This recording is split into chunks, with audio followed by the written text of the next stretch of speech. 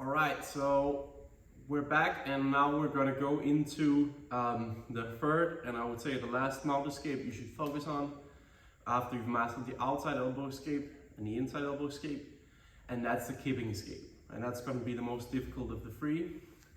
And it's gonna look something like this. So anytime someone has me mount here and they have a cross face on me here, okay?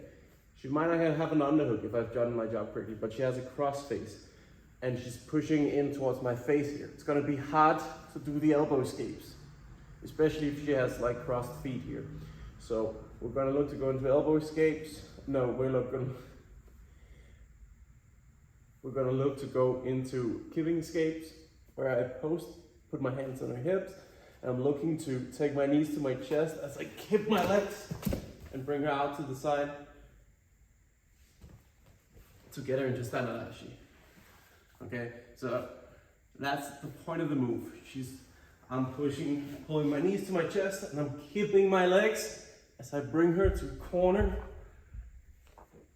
to get my knee inside. Now, let's talk about this move a little bit more in depth, because this move can either be it can look like a big success when you hit it clean, but if you fail it, you look like an idiot. You look like someone who doesn't have any clue what they're doing, and it can be and feel quite humiliating. So first I want to just talk about solo, what I do with my body here. So I need to hide my jaw from the cross face. I have hands on the hips. You can do it with this grip here, this frame here, but I prefer hands on hips. Here, elbows in tight. What I'm looking to do is I'm bringing my knees to my chest and I'm kipping my legs to force my knee inside. So I'm doing this motion here, which looks really silly on its own, okay? But this is what you're doing. Now your knees and your hands are guiding your partner up and over to the corner. So go like this. You guide them up and over to the corner. Let's see it with Natalia in front on angle here. So she has the cross face, but she doesn't have the underhook. Hands on the hips. My feet go together, my knees go towards my chest. I kip and bring her to the corner. Okay, this is the basic one. The one you should learn first. Okay. From another side, from another angle here.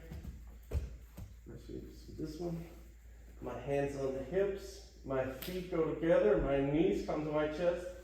Kip, kip, kip, kip, and bring her out of the way. Just to show the kipping escape from another angle. Here, so we can see what the legs are doing.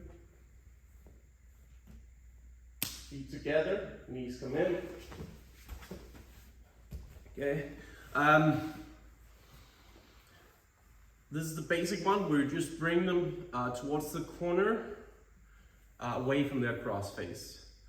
So if she's cross facing me with her right arm, I'm bringing her to her left corner, to the corner. Your knees have to keep going up. Okay. Now, against someone who's on hip to this move, they might try to push in, and that's where we're gonna do a misdirectional hip escape, kipping escape, where we bring them towards one side. When they push, we keep that motion and we bring them to the other corner. It's gonna look something like this. First, she has a cross face. Start kipping, escaping, and she's pushing back. I'm gonna keep my knees towards my chest and I'm gonna look to bring her the other way. Now she needs to base out with her legs so she doesn't fall. So it's hard to do this slow, but I'm gonna try. Go here and bring her to the other side.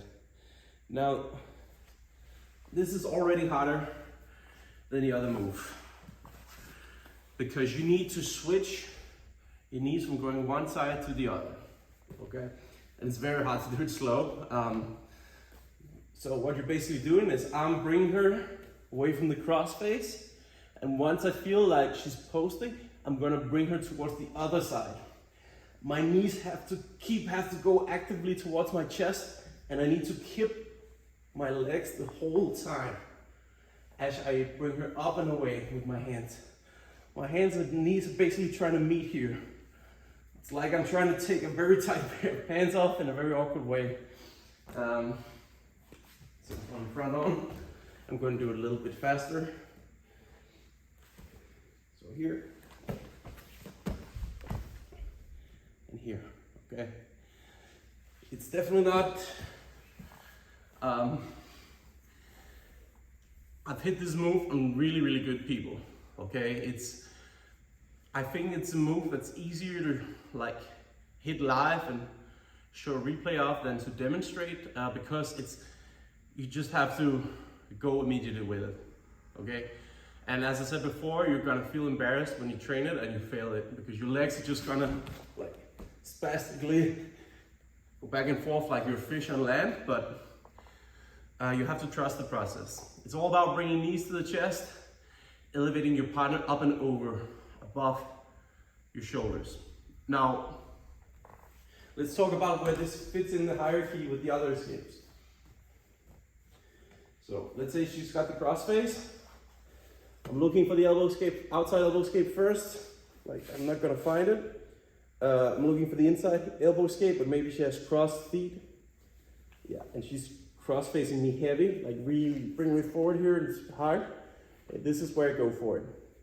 Now, if I start to go for this and she's just pushing back with her hands, she's putting both hands on the mat and she's sitting back, it's gonna be very hard to hit this kipping escape here. But now I can switch to the inside elbow escape. Okay, so when she does this here, it really pushes her hips back. It's very hard to hit the kip, but it's easy to hit the inside elbow escape. When she's coming forward and pressing her hips in, it can be very hard to hit the inside elbow escape, but it's going to be way easier to just hit the kipping escape. If she's just letting her ankles dangle outside of her knees, go for the first escape, go for the basic elbow escape, the outside elbow escape. You don't need to go into fancy escapes like the others. You have to think about the hierarchy of where these escapes go in and when it's the proper time to go for the proper escape. We always look for the easiest first. When that fails, we climb up the hierarchy, okay? Another last note on this is you can't have your partner's shoulder stuck under your jaw when you try this. All right, so when she has the cross face, it's probably gonna be hard to see on camera. She has the cross face. If her shoulder is under my jaw, I can't kipping escape. So I need to really shrug my jaw under her cross face. So when I go, it slips off. Okay, that's another important point about this. There are more variations to this move, but I want to try to keep it at an introductory level. So focus on just the basic one where you kip your partner away from the cross face, and then the directional one where you kip them away from the cross face, and as they post and push back, you bring them the other way. These two will help you with like 90% of the instances where you need to do the kipping escape. Practice this with a partner, try it in the gym, except that it's gonna look ugly. I actually learned this escape as a white belt and had success with it. But then I stopped using it for some years, so I actually had to relearn myself how to do it later on. And now I'm back using it pretty consistently in the gym, but it's a skill you need to practice. Okay, so an ideal time to train this would be, for example, if you're an upper belt, blue, purple, brown, go train with some lighter training partners, some white belts, and let them mount you. And give them the crossface and practice this escape. Okay, this is a great way to train, especially if you're training with someone weaker or with less experience, because this way they'll get something out of the training and you'll get something out of the training as well. So that's just a side note on that. go practice this escape. Let me know how it works for you. Let me know how I can help. But it's a difficult skill. It takes some time to master, but once you get it, you'll be set for life, basically, and you'll look really good in the gym and in competition when you hit this clean. Okay, so thanks for watching. Remember to subscribe, like the video, share with your friends, especially the ones you want to train this move with, and let me know in the comments what you want to see next. Thank you.